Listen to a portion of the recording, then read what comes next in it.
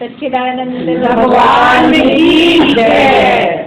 गुरु ब्रह्मा गुरु विष्णु गुरुदेवो महेश्वरः गुरु साक्षात् परब्रह्म तस्मै श्री गुरवे नमः।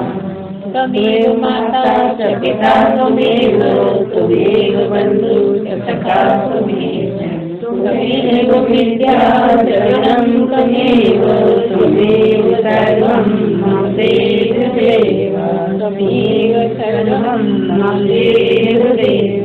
सर्वे सन्तु सुखिनः सर्वे सन्तु निरामयाः सर्वे भद्राणि पश्यन्तु मा कश्चित् सच्चिदानंद भगवान की जय।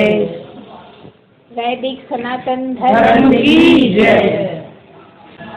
आपका कहना है कि ये प्रारब्ध क्या है? आपका कहना है कि कब प्रसाद लेना है, नहीं लेना है, कौन सी जगह पे ब्रह्म है, नहीं है, मानना चाहिए, नहीं मानना चाहिए, नाम लेना चाहिए, नहीं लेना चाहिए, कहाँ लेना चाहिए, कहाँ नहीं लेना चाहिए। ठीक है, तो दोनों ही विषय समझिए रोज की जिंदगी वाली है ना। हम अक्सर कहा करते हैं हम कभी अपने प्रारब्ध भोग रहे हैं, सभी कहा करते हैं प्रारब्ध भोग रहे हैं, या किसी और का सुना तो कह दिया वो तो अपने प्रारब्ध भोग रही है। तो यहाँ जाइए आप कि प्रारब्ध है क्या?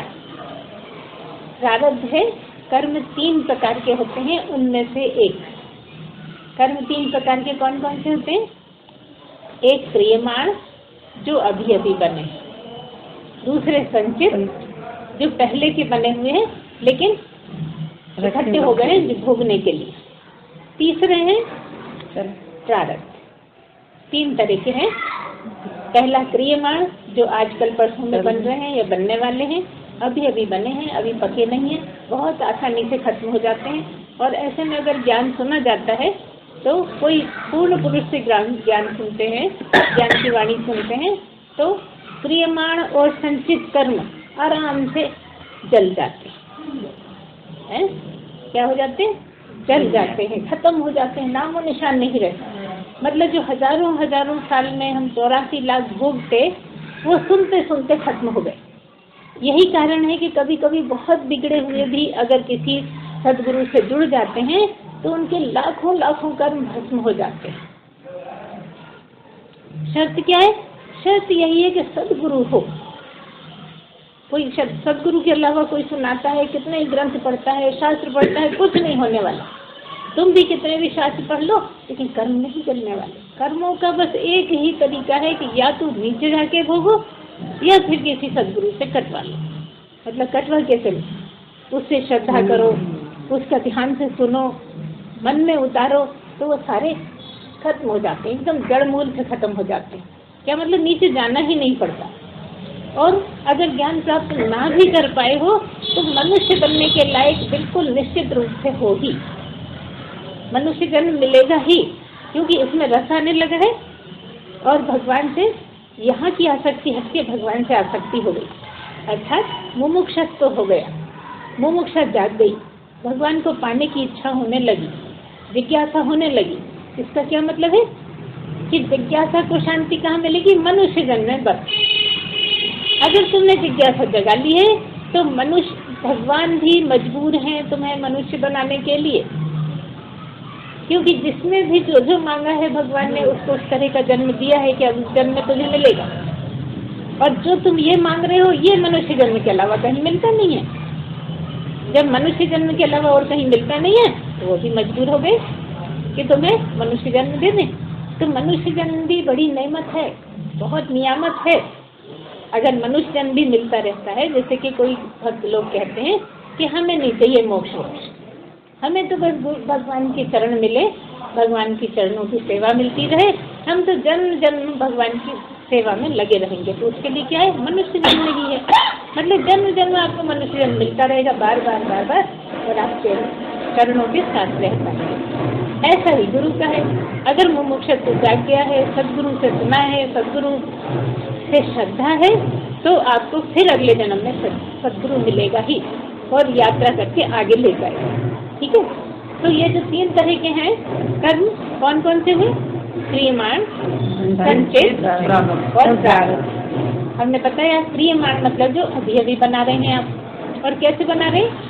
मैंने ये किया, मैं वो करा, मैंने इतना करा, मैं ही करता हूँ, मेरे अलावा कोई नहीं करता। ऐसा जो आप कहते हो कि मैंने किया बस इतना, कि मैं कर रहा हूँ या मैंने किया बस, इससे कर्म बनते चले जाते हैं, बनते चले।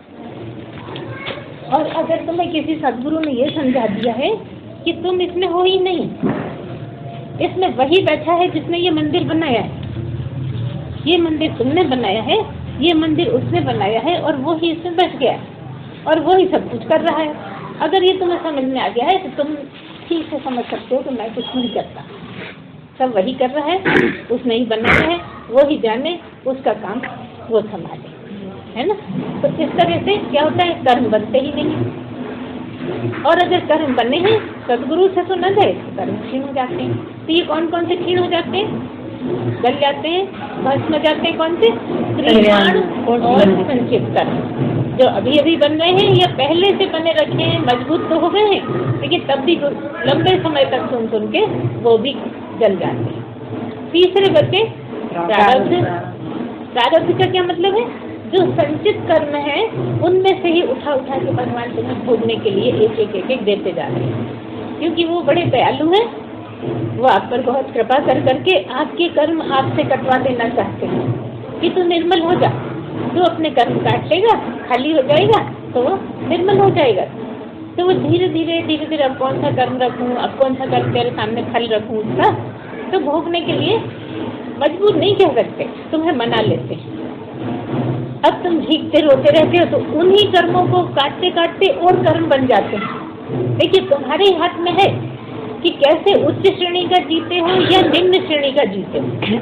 अगर तुम गड़बड़ करते हुए काम निपटाते हो, गुस्से में आके काम निपटाते हो, काम निपटाने का मन नहीं होता, तो उन्हीं कर्मों को काटते हुए तुमने एक कर्म के बदले 10 कर्म बना लिए। और अगर तुम उन्हीं कर्मों को कितना भी कष्टदायी समय हो और तुम भगवान का प्रसाद समझ के उसको भोगते हो, समय निकालते हो, अच्छे से अच्छी बुद्धि उसमें खर्च करके और तुम उसको गुजारते हो, तो वहीं के वहीं तुम्हारे कर्म करते चले जाते हैं। और जो कर्म अभी चल रहे हैं, जिन कर्मों का फल अभी भुगत रहे हो, वही प्रारब्ध है। एक क्रियमाण बने हैं, रखा गए हैं, संचित बने हैं, रखा गए हैं। जो संचित बहुत पुराने हो गए हैं वो भोगने के लिए समय आ गया है, और वो एक एक संचित कर्म आपके साथ सामने फल भुगतने के लिए तैयार है, वही प्रारब्ध है। मतलब अभी वर्तमान में जो भी तुम्हारे साथ अच्छा या बुरा चल रहा है, बस वही प्रारब्ध है। मिल गया ना जवाब? कि जो रखे हैं वो प्रारब्ध नहीं है, जो बन रहे हैं वो प्रारब्ध नहीं है।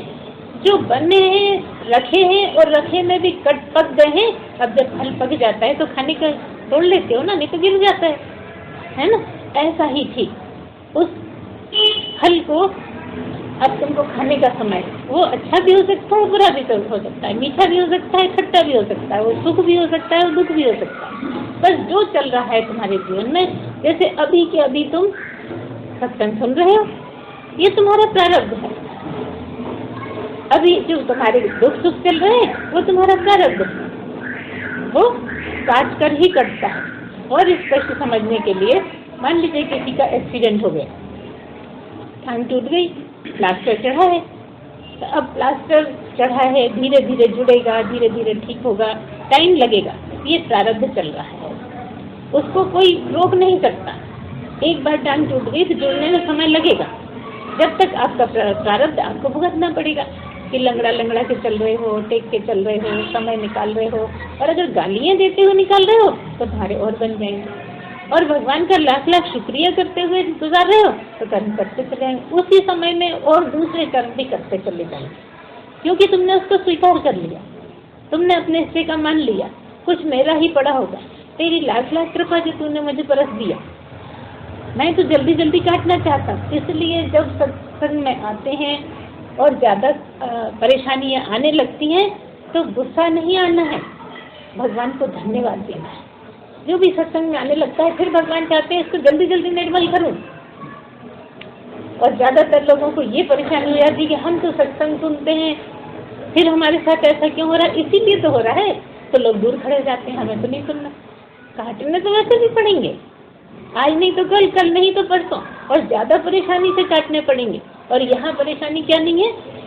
क्योंकि तुम भगवान का नाम ले रहे हो, नाम लेते लेते तुम आराम से काट सकोगे। नाम के सहारे, जैसे किसी की टांग टूट जाती है तो सहारा लेते हैं ना, वो आजकल खाने लगा तो पकड़ पकड़ चलते हैं, ऐसे नाम के सहारे सब दुख आराम से कट जाते हैं। कटेंगे तो हर हालत में, क्योंकि वो दयालु है, वो सभी के ऊपर कृपा करता है, सभी की परेशानियों को काटता और टालता रहता है।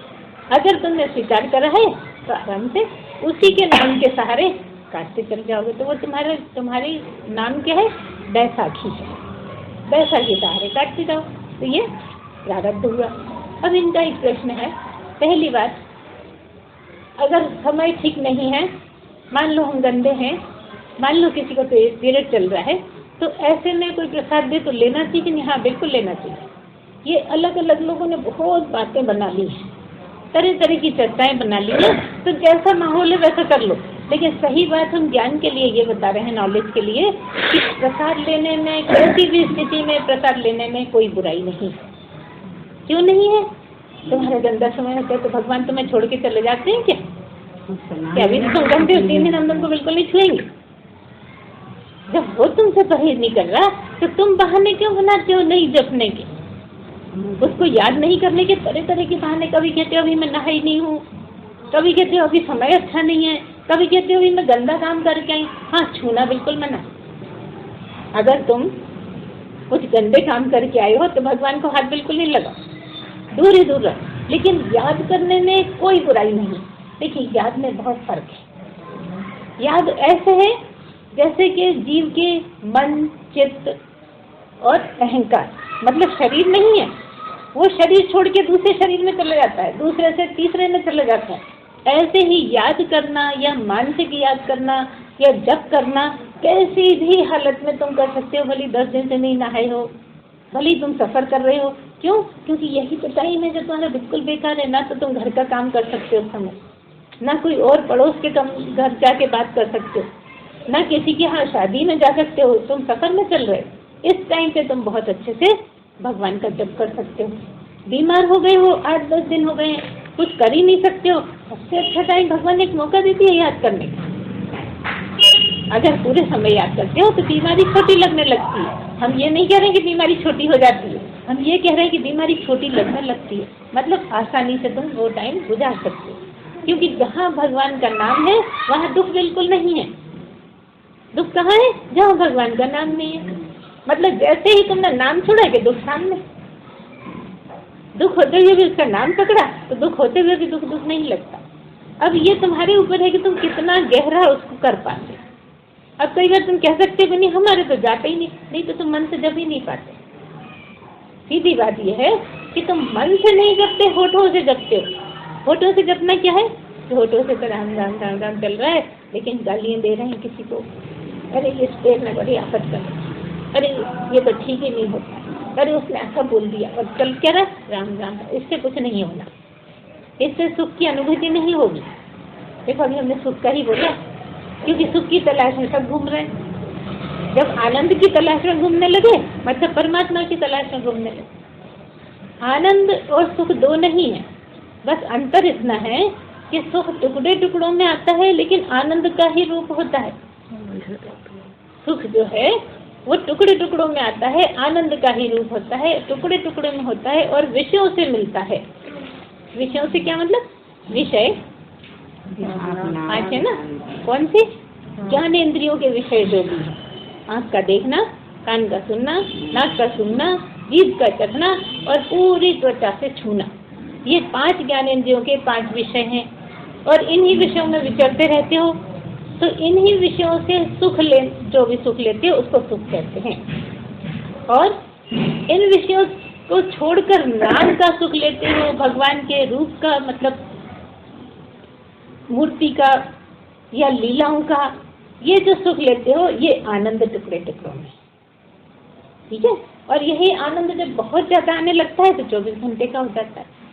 जिस दिन 24 घंटे का हो जाता है फिर वो जाता नहीं है, और जब जाता नहीं है मतलब आनंद स्वरूप ही हो जाते हो। तो क्या मतलब?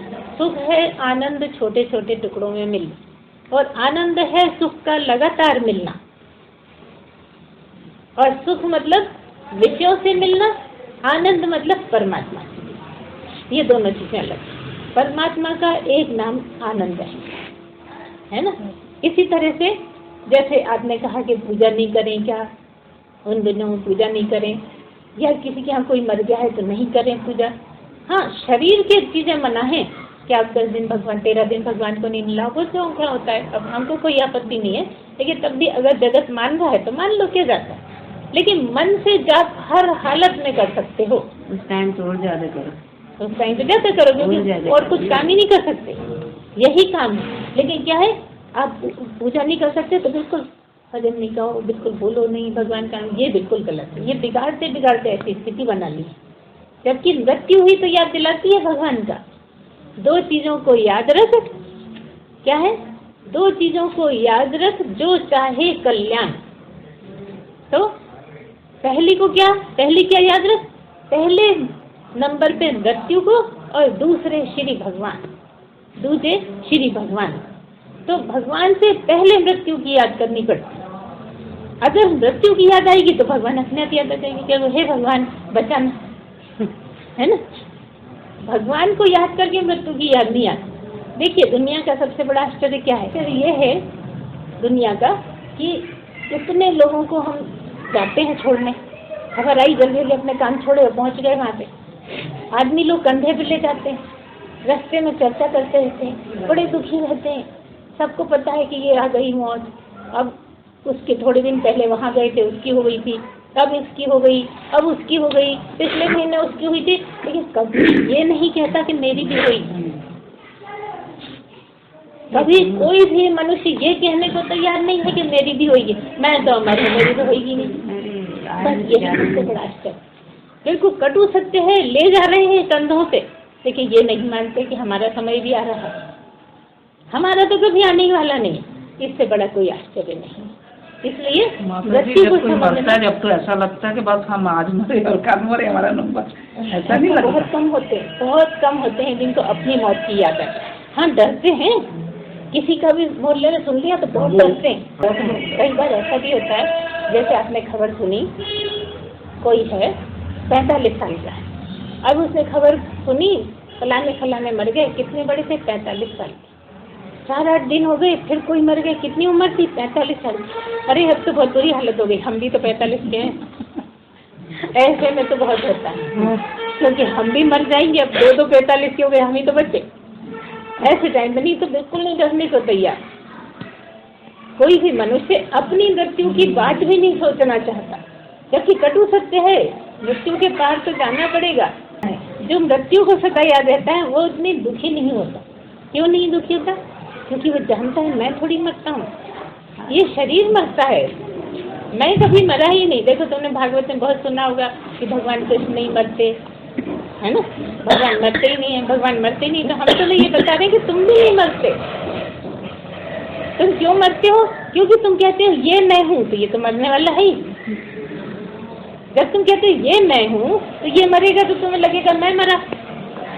और ये पता लग गया कि ये नहीं मरता।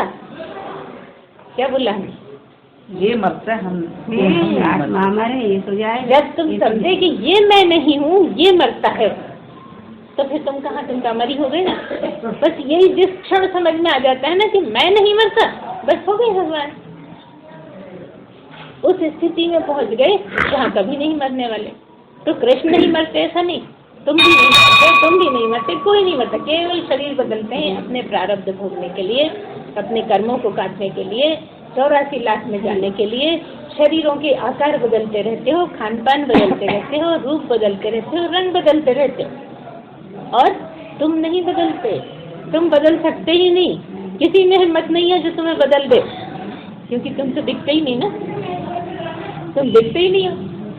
दिखो तो बदलो, बदलती है दिखने वाली चीज। तो जो ओढ़ रखी है ना चुनरी, बस वही बदलते रहते। पुरानी हो गई फेंकोगे नहीं, ये तो जिनको भगवान दिखते हैं फिर निराकार, वो कैसे दिखते हैं? हाँ, समझने की यही बात है, और बार बार समझने की बात है कि भगवान को 2 तरह से माना जाता है, एक आकार वाला और एक निराकार। एक आकार वाला और एक जो अंदर बैठा है निराकार। जो सब में बैठा है, बाहर भी है अंदर भी है, लेकिन जब समझ में आएगा तो अंदर ही समझ में आएगा, इसलिए अंदर वाला बोल देते हैं। बैठा हुआ सब जगह, इधर भी बैठा है, जहाँ कुछ नहीं है वहाँ भी बैठा है, और हर चीज में बैठा है। लेकिन एक है दिखने वाला और एक दिखने में नहीं दिखने वाला, है ना, दो है ना, एक दिखने वाला है और एक नहीं दिखने वाला। तो जो दिखने वाला है उसके ही बारे में जानते जानते एक दिन नहीं दिखने वाले को जानता। जो दिखने वाला है वो आकार वाला आकृति है, मूर्ति इसको भी कह लो, दिखने वाला है मूर्ति, वो उसको भी कह लो, दिखने वाली है। लेकिन मूर्ति में जो नहीं दिखने वाला बैठा है, जो इसमें भी नहीं दिखने वाला बैठा है, बस वो उसी को तो जानना है। वो कौन है?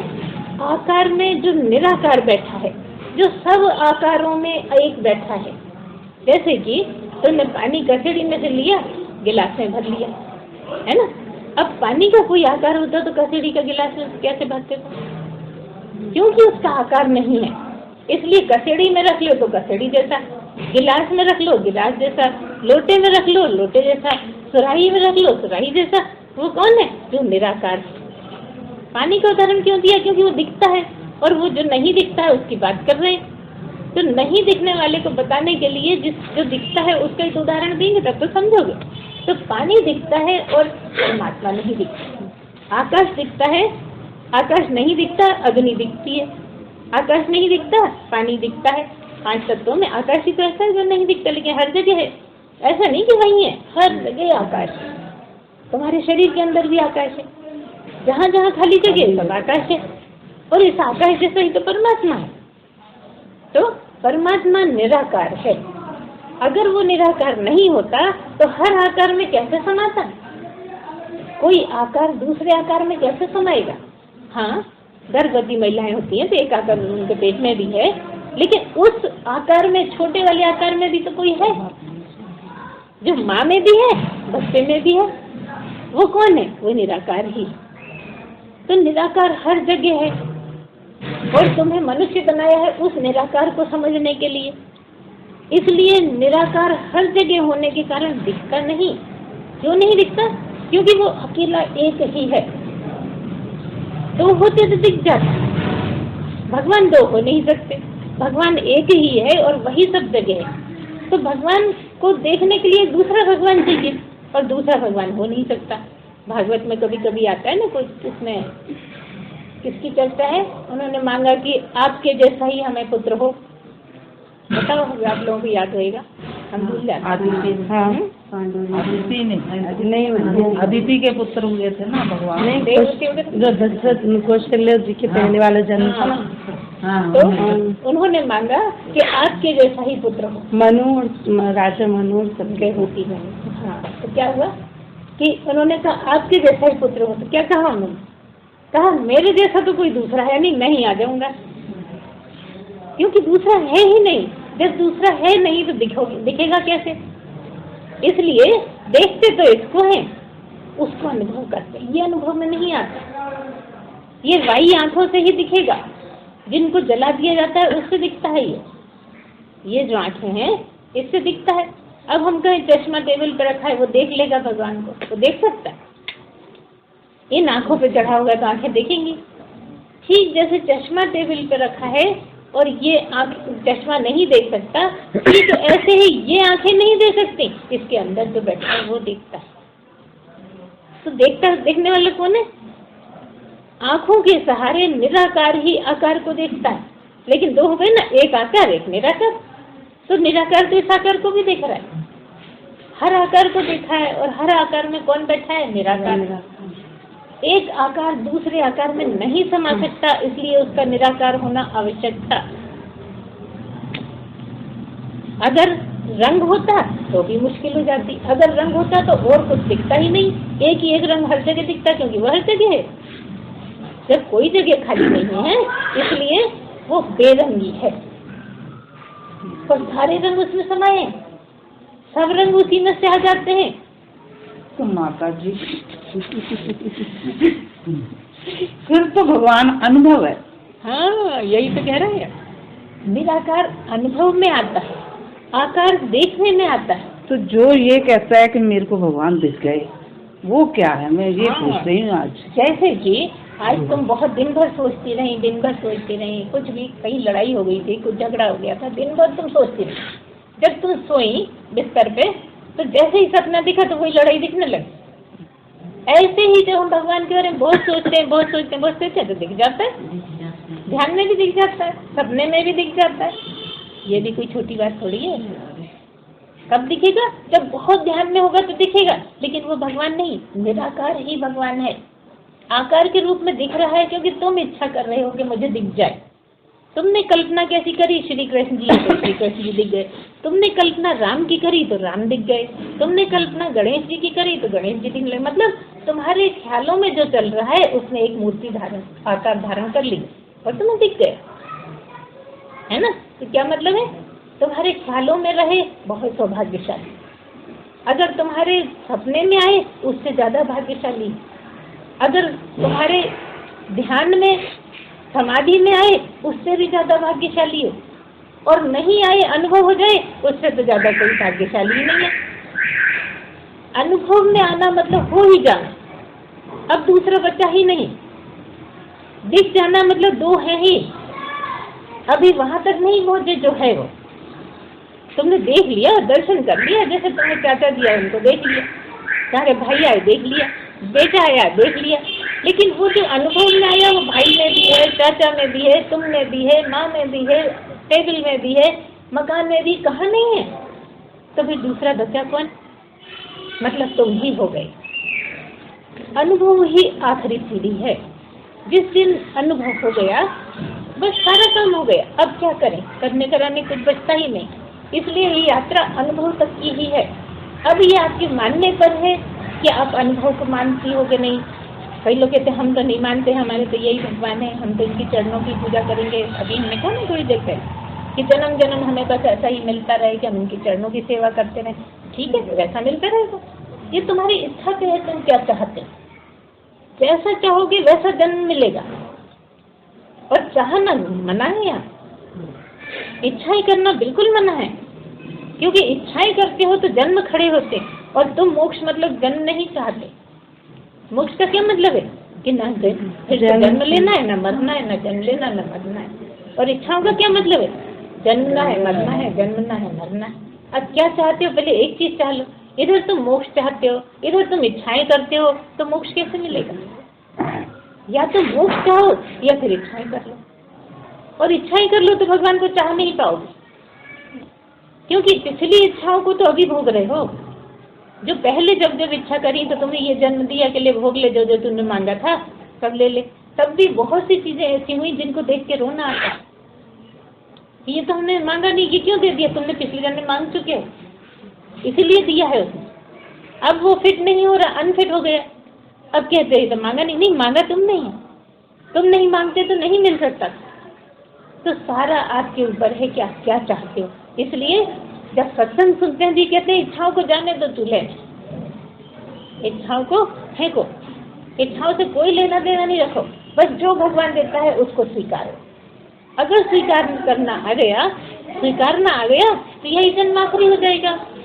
क्योंकि किसी सदगुरु से सुन रहे हो, कर्म लगातार कर रहे हैं, चल रहे हैं ना, जब ज्ञान की बातें सुन रहे हो। और किसी से ज्ञान की बातें सुनने से नहीं होगा, ज्ञान की किताबें पढ़ने से भी नहीं होगा। बस यही है कि सदगुरु मतलब क्या है? जिसने उसको समझ लिया, जिसने उसको जान लिया, जो वही हो गया। ऐसे पुरुष से सुनने से, उसकी वाणी से कर्म भस्म होते हैं। इसलिए यहाँ पे उसका महत्व है। और इसीलिए सदगुरु को बहुत बहुत बहुत ज्यादा मानते हैं, इन मूर्तियों से भी ज्यादा मानते हैं। क्यों क्यों करते हैं बहसबाजी, क्यों होती है लड़ाइयाँ? क्योंकि नकली गुरु बैठे हैं ना, तो विश्वास नहीं होता कौन असली कौन नकली, तो उतनी श्रद्धा नहीं कर पाते। और श्रद्धा की कमी हुई तो मिलता नहीं। ये भी बड़े बंधन है, बहुत सी कड़ियां हैं कि श्रद्धा नहीं होगी तो भी नहीं मिलने वाला। श्रद्धा बहुत ज्यादा हो जाए तो मिले, अर्थात गुरु आपको ऐसा लगने लगे जैसे साक्षात भगवान है, तो जल्दी मिल जाता है। हम खुद उदाहरण है ना, हम बता रहे हैं आपको, पहले ही बता चुके हैं कि जब गुरुदेव मिले ना हमने, तो हमने गुरुदेव को ही भगवान माना। शुरू से ही कुछ ऐसा भगवान का होगा जो हमने उन्हीं को भगवान माना और उन्हीं को भगवान की तरह ही सब सोचते थे मन में उसी तरह का ही कि भगवान है ही नहीं, एक गुरु है, एक शिष्य, एक भगवान है, एक चेला है, ऐसा ही माना। जबकि क्या होता है हम बता चुके हैं, हमारे अगर प्रवचन और सुनोगे पता लगे। हमने ये कई बार बताया, टाइम हो रहा है, कि 3 होते हैं शुरू में। जब यात्रा शुरू होती है, जब आप सत्संग में आना शुरू करते हो, जब आपकी इच्छा जगती है भगवान को पाने की, तो 3 होते हैं। एक आप होते हैं, एक आपका गुरु होता है, एक आपका भगवान होता है। यहाँ 3 हुए ना। भगवान मतलब इष्ट, गुरु मतलब जो आपको ज्ञान दे रहा है, बता रहा है। तो पहले एक आप है, एक गुरु है, एक भगवान है। फिर धीरे धीरे आपकी यात्रा चलती रही, श्रद्धा बढ़ती रही, खूब ध्यान से सुनते रहे। फिर ऐसा लगने लगा कि तो साक्षात भगवान ही है जो हमारा गुरु है। हम भगवान को तो जानते नहीं है, पता नहीं कहाँ है, लेकिन ये हमारे सामने बैठा है, यही भगवान। तो जब आप उसको भगवान, अपने आप श्रद्धा इतनी बढ़ जाती है कि वो भगवान लगने लगता है। तो क्या हुआ, 3 से 2 रह गए। 2 रह गए। आप गुरु को खूब मानते रहे, हर तरह से बिल्कुल प्राणों से ज्यादा हो गए आप। ऐसा लगता है कि बस यही है दुनिया में, इतना ज्यादा लगने लगता है कि मैं भी खत्म हो जाता हूँ, गुरु रह जाता है। बस वही आपकी हत्या, मृत्यु का समय होता है और आप दूसरी जगह, मतलब अकेला एक बचा, गुरु बचा, आप खत्म। इसलिए कहते हैं कि कोठा खाली करो और ऐसा बहुत भजन सुने हुए ना। तो आपने कोठा खाली कर दिया और वो पधरा गया। बस तभी से आपका कहते गुरु क्यों हो गए। गुरु इसी तरह होते हैं, गुरु ही पधार जाता है, इसलिए गुरु की वाणी निकलने लगती है। इसलिए हमसे बहुत से लोग कहते हैं आप बिल्कुल गुरुदेव जैसे ही बोलती हो। कई लोगों का हमारे से कहना है कि अब देखो हमने ना तो उनकी कभी नकल करी, ना हमने ऐसा सोचा कि हम उनकी तरह बोले, लेकिन जब पधारना है तो पधारना है। और ऐसा ही बोलते हैं तो बड़े मजाक उठाते हैं यहाँ के दूसरे गुरु है ना, वो कहते हैं हाँ, गुरु कोई बोलता है क्या, लेकिन हमें पता है, हमारे सुनने वालों को पता है, हम नहीं बोलते। ठीक है, जिसको जैसा लगने तो हमें क्या फर्क पड़ता है। लेकिन इतनी बड़ी चीज इसको मिल गई, फिर वो किस चीज से जुड़ता ही नहीं है। कोई कितना ही मजाक उड़ाए, कोई कितना ही बुरा हुआ लगे, क्योंकि वो असलियत जानता है। वो ऐसी जगह बैठा है, उसको कहे को चलना, सब चल रहे हैं, सब चल रहे हैं, उसको कोई फर्क नहीं पड़ता, क्योंकि उसे बिल्कुल असलियत एक एक बात गहराई से पता है। और ऐसी ही यात्रा है, 3 से 2, 2 से 1 होने तक की। और ये अनुभव की जगह है, जहाँ अनुभव हो जाता है। तो एक बार कुछ श्लोक आता है हमारे उपनिषदों में, प्रणवो धनु शरो यात्मा ब्रह्म तन लक्ष्य मुच्यते अप्रमत्तेन वैधव्यम शर्वत तन्मयो भवे। क्या मतलब है, प्रणवो धनु, प्रणव मतलब ओम, या आपका जो भी मंत्र है, जो भी आपका नाम लिया हुआ है, उसको प्रणव समझ। प्रणवो धनु शरो यात्मा, आप अपने जो आपका नाम है उसको धनुष बना लो। प्रणवो धनु शरो यात्मा, आपकी ये आत्मा है, हम कहते हैं पूरे में एक ही आत्मा, लेकिन आप कहते हो मेरी आत्मा। उस आत्मा को आप तीर बना लो। क्या कहा हमने कि आप अपने नाम को धनुष बना लो, तुम्हारी जो आत्मा है उसको तीर बना लो। अप्रमत्तेन वैधव्यम सर्वथन तन्मयो भव। फिर क्या करो, आलस रहित हो जाओ, प्रमाद छोड़ दो, बिल्कुल प्रमाद बिल्कुल भी ना हो। और क्या करो, अप्रमत्तेन वैधव्य, उस तीर को परमात्मा में ऐसा बींध दो, भेद दो कि वो ऐसा तन्मय हो जाए, मतलब परमात्मा और आत्मा एक ही हो जाए। ऐसा कुछ करो कि अपने प्रणव को धनुष बनाओ, अपनी आत्मा को तीर बनाओ, और फिर प्रत्यंचा खींचो और उसको परमात्मा में निशाना लगा के मारो। समझने की बात है ये, गहराई से। इस तरह के आपका तपस्या हो कि वो ऐसा बिंद जाए परमात्मा में तीर कि एक ही हो जाए। शर्वत तन्मयो भवे, उसमें ऐसा तल्लीन हो जाए, तन्मय हो जाए, जैसे दो है ही नहीं। जैसे तीर मारो तो फंस के रह जाता है, जो उसका निशाना है उसमें तीर जाता है तो कितना फंस जाता है, खींच तो नहीं सकते, वो अंदर की अंतड़ियां तक निकाल के ले आता। ऐसा करो कुछ, ऐसा बोलते हैं, और ऐसा ही करना, धीरे धीरे अति होता है। तो समय हो रहा है। इस तरह से जब आपको एक्सपीरियंस जब हो जाता है तब फिर कुछ करने कराने को नहीं है। बस जो आपका उद्देश्य था मनुष्य बनने का, जिसलिए मनुष्य बनाए गए थे, वो काम पूरा हो गया। बस अब करने का कुछ नहीं का मतलब क्या है? अब दुनिया के लिए, दुनिया सारी एक तमाशा हो गई आपके लिए। जो भी होता है आपको तमाशे की तरह लगता है, और अगर किसी को कह दो तमाशा तो लोग को बुरा लग जाता है, इसलिए बोलो भी मत। तमाशा जैसा समझो बस, ये सब फिल्म चल रही है, तमाशा चल रहा है, मतलब क्या, पूर्ण जागृति की जगह।